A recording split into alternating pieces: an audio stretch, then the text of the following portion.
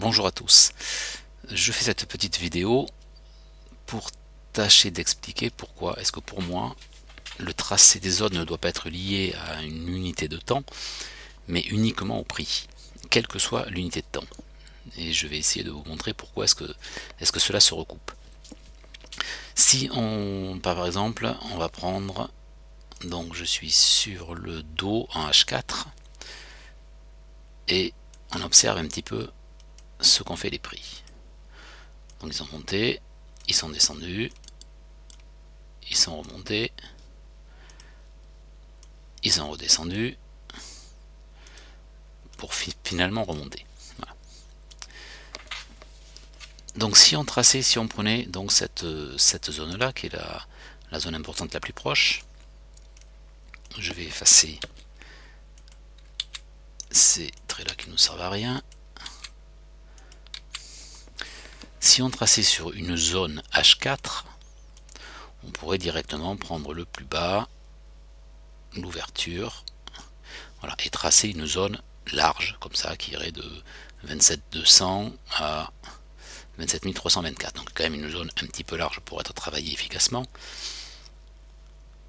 Donc je pense qu'il est préférable de s'attarder vraiment sur le prix. Ce que l'on peut remarquer, donc si l'on prend le plus bas ici, donc on a un niveau où les prix ont été rejetés assez violemment, donc c'est un niveau important. Donc la mèche ici, ça c'est désélectionné, donc on va mettre la mèche ici. Donc cette mèche, si on réduit, je pense que elle va correspondre à d'autres niveaux. Voilà, effectivement, on est pratiquement sur la mèche ici. Et plus loin, je ne sais pas. C'est voilà la mèche ici, ici. Voilà, c'était donc un niveau important. Donc ça n'a pas réagi au hasard. Comme autre niveau proche, on va prendre ce niveau-là, ici. Voilà, celui-ci. Donc il doit également correspondre, il correspond à la mèche ici, à la mèche ici, à la mèche ici. Voilà, donc qui est donc un niveau aussi et qui correspond aux mèches ici. Donc un niveau aussi travaillé. Et sur la zone haute, donc de ma zone H4, je vais essayer également de repérer les niveaux importants. Donc volontairement je ne tiens pas du tout compte de la partie droite et je trace bien sûr sur mes niveaux en partant de des tracés un petit peu anciens pour justement essayer d'intervenir sur les nouveaux niveaux. Donc on peut dire que ce niveau là, les prix a renvoyé les prix assez violemment. Le niveau juste au-dessus ici. Ensuite j'essaie de regarder si je vois d'autres niveaux importants. Là on est un peu bas. Ici, là, cette petite mèche, là, ce petit doji là est important. Les dojis sont toujours importants, les bougies d'hésitation sont toujours importantes. Ouais, donc là vraiment j'ai tracé pour l'instant uniquement, on voit bien que la mèche est entre mes lignes, cette mèche là, donc elle est bien comprise. On voit que ça correspond, le dernier que j'ai tracé correspond exactement au niveau bas ici, au niveau haut ici. Voilà, donc je pense que c'est un niveau qui peut être pertinent. Du coup, puisqu'on voit, bon je sais pas, ça marche pas, je voudrais désélectionner le fait d'avoir figé, mais c'est l'ordinateur qui fige un petit peu. Je sais pas, j'ai dû lui demander quelque chose qui ne lui a pas plu. Donc je vais faire une pause le temps que ça revienne. Voilà, je reprends l'enregistrement. Voilà, donc ces niveaux, je les ai tracés. Bon là je suis en H4, mais on va voir en descendant les unités de temps qui sont aussi pertinents. Donc je passe si je me mets en 1 heure sur ces niveaux, c'est ici, donc on considère qu'on est là, hop, voilà, que l'on est par là. Donc bon, ben en 1 heure bien sûr ça correspond à la mèche ici, à la mèche ici. Ma clôture sur cette mèche là est bien à l'intérieur. En H1, ça correspond, voilà, ces mèches que l'on ne voyait pas, ben on les voit, elles correspondent bien à un niveau. On voit que ça correspond même, on peut même affiner un tout petit peu, et je pense remonter un tout petit peu celui-ci de manière à ce qu'il corresponde bien. Vous voyez, c'est exactement cette mèche-là.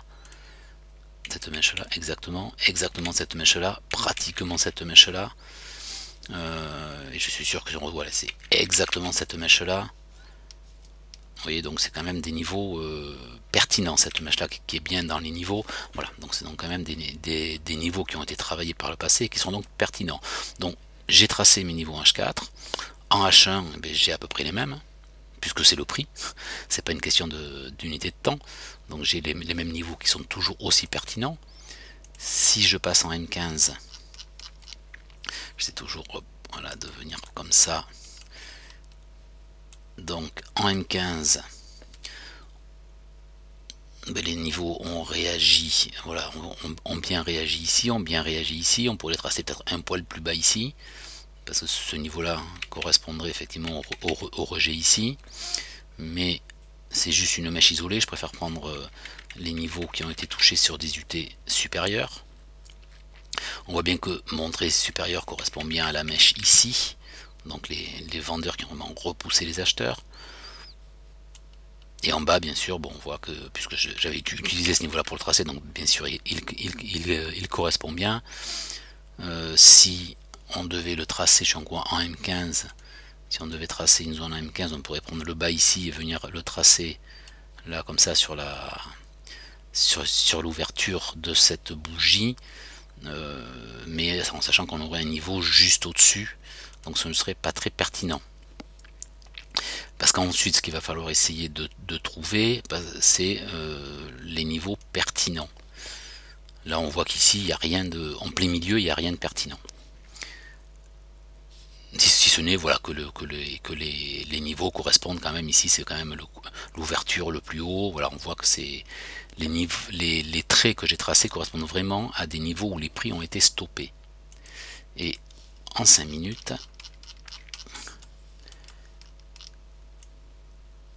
donc on est où? C'est ici que je les trace. Donc en 5 minutes, alors je réessaie, voilà, ça y est, de le désélectionner.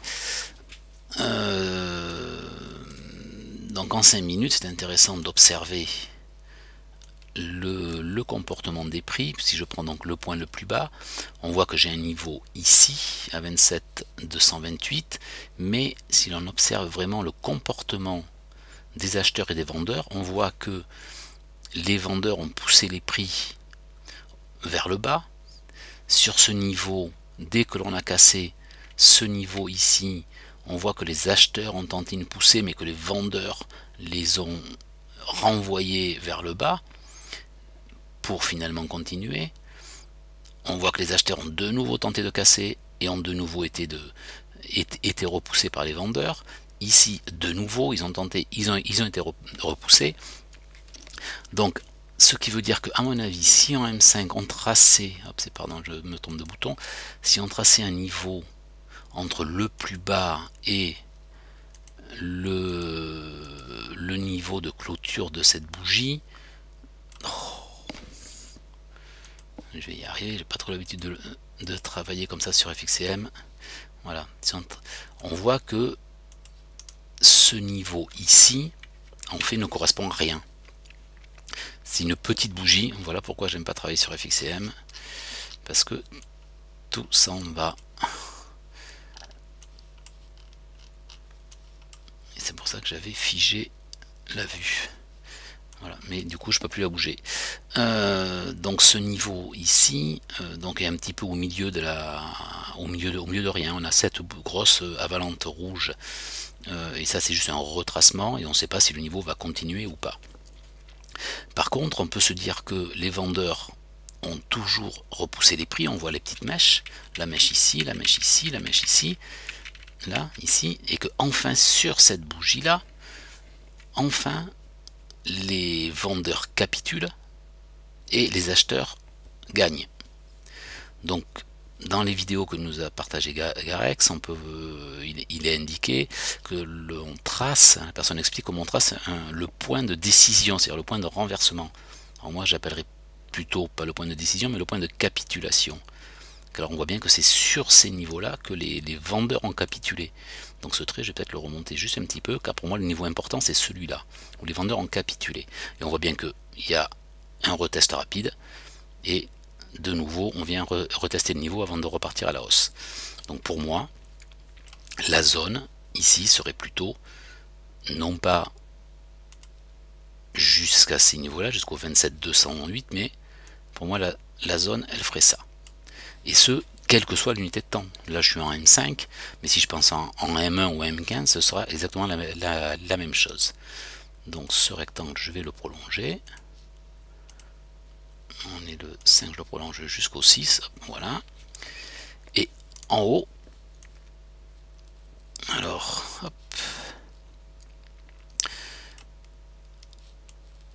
Si j'arrive à le bouger, ça va. Donc sur mon niveau, donc ces niveaux que j'ai tracés en H4, on voit qu'en 5 minutes, ils sont quand même assez pertinents. Voilà, on voit là qu'il y a toujours des réactions sur ces niveaux. Attendez, excusez-moi, je fais une petite pause. Voilà, donc excusez-moi, j'ai fait une pause dans l'enregistrement parce que j'avais un petit souci avec le logiciel, voilà, qui figeait un petit peu. Donc je reprends là. Donc voilà le niveau le plus bas en H4, on a donc travaillé, et le fait de descendre à M5 ou en M15 va me permettre d'affiner un petit peu les zones, mais de conserver quand même les niveaux de prix définis en H4. On peut voir que par exemple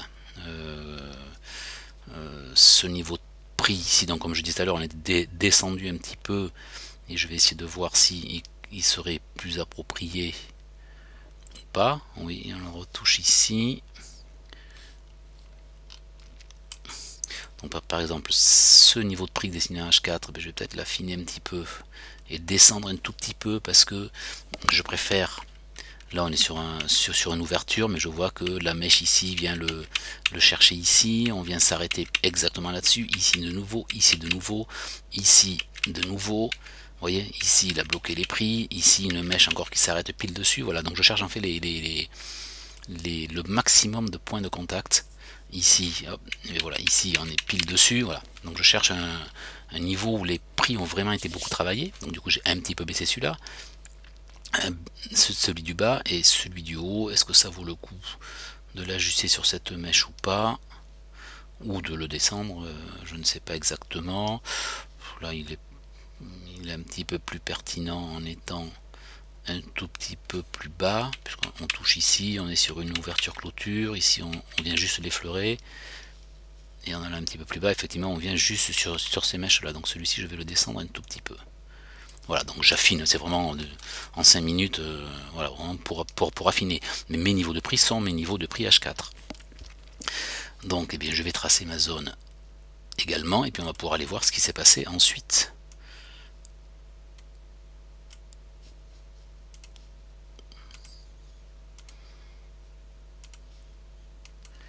Voilà.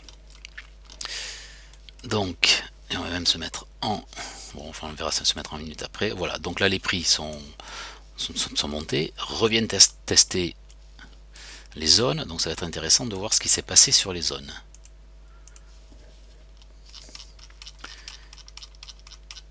Je sais plus trop où est-ce qu'on est. Voilà, on revient, hop, on est là. Voilà. Donc c'est intéressant de voir que la première touchette sur la zone, les prix ont une réaction, sont revenus chercher ensuite le bas de la zone, ont une réaction, sont revenus casser la zone. Donc quand la réaction est aussi faible et qu'on revient chercher la zone, en principe on la paie pas, on attend la zone d'après, où on est revenu le chercher quasiment au point près, on est revenu chercher le haut de la zone. Voilà, et on est vraiment peut-être que voilà, mais en même temps ma zone est peut-être tracée parce qu'on a fait au plus bas on a fait 243,60. Bon, en même temps c'est sur du CFD, donc c'est obligatoirement moins précis que le futur, et là on a fait 248,30. Comment ça se fait de... Qu'est-ce que j'avais dit? Hop. 27 302. Bon, enfin on voit qu'on est, je sais pas trop. Ouais, là on avait touché la zone. Bon, on s'est arrêté juste à quelques points de la zone, mais ma zone n'était pas trop mal tracée. Donc si on avait choisi de rentrer en mettant juste un ordre limite sur l'eau de la zone, et ben on n'aurait pas été pris. Mais on a quand même un joli signal en 1 minute, donc il pouvait quand même nous crier un peu de rentrer à l'achat. Mais voilà, on est vraiment venu chercher l'eau de la zone. On voit que on s'est arrêté sur le haut de celle-là, on revient chercher le bas, donc c'est vraiment, la zone est bien travaillée. Donc, et donc ce qui me montre qu'elle est quand même pertinente. Ici pareil, on revient le chercher, hop, on rebondit sur le haut de la zone, on revient chercher le bas de la zone, on repart, là on travaille vraiment le haut de la zone, on revient chercher le bas de la zone pour repartir, et ensuite je sais pas si on est revenu encore ou pas. Non, c'est ça, voilà, c'est ici, si. Je pense que là on avait regardé, je sais plus trop, mais enfin on voit bien que là on est revenu chercher le bas de la zone, le haut de la zone, le bas de la zone pour enfin partir et décoller. Donc on voit bien que les zones ne sont pas une question d'unité de temps pour moi, mais vraiment de niveau de prix. Et que voilà, moi je n'ai pas l'habitude de les tracer, en particulier en disant il faut les tracer en 5 minutes, en 15 minutes, non. Il faut trouver des niveaux de prix qui soient pertinents sur toutes les UT, et à partir de là, tracer des zones. Alors si on avait tracé, comme on disait tout à l'heure, une zone H4, ma zone H4, voilà, on aurait eu une zone qui fait ça. Qu'est-ce que j'ai touché? Je ne sais pas, c'est pas ce que je voulais. Voilà, je pense que j'avais pas trop sélectionné l'outil. Voilà, ma zone H4, elle aurait fait ça.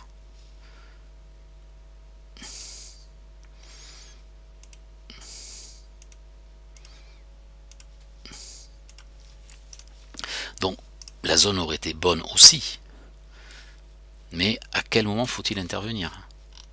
Est-ce qu'il faut intervenir lorsqu'on rentre dans la zone? Est-ce qu'il faut intervenir? Est-ce qu'il faut attendre d'être en bas de la zone? Donc moi je trouve que c'est quand même beaucoup plus intéressant, et plus surtout au niveau trading, je pense que c'est beaucoup plus intéressant de différencier en petites zones, comme je l'ai fait ici, et du coup de les trader indépendamment. Voilà, donc tout ce que je pouvais ajouter. J'espère que ça apporte une pierre à la discussion, et surtout que ce n'est pas trop long, car je vois que ça fait quand même 17 minutes ou 18 minutes, donc c'est un tout petit peu long. Voilà, mais n'hésitez pas à laisser vos commentaires. Au revoir.